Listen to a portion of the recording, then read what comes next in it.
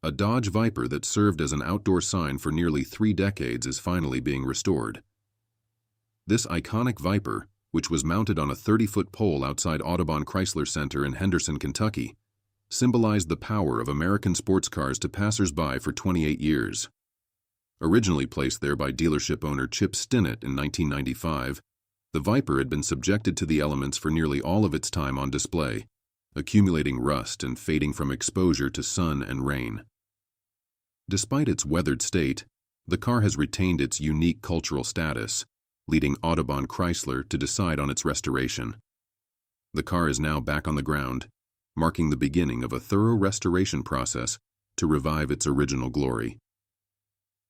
Dodge Vipers, known for their aggressive styling and powerful V10 engines, have a dedicated following, making this Viper's story especially significant to fans and collectors alike. Stinnett noted that the project aims to respect the car's history while bringing it back to life, capturing the interest of local car enthusiasts and online followers alike.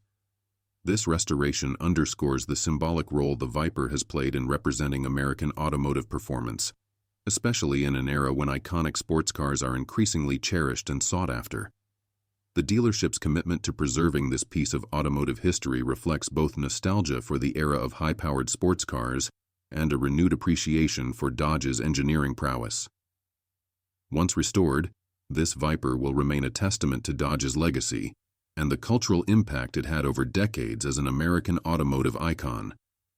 For more on this restoration and the dealership's future plans for the Viper, visit Audubon Chrysler's website.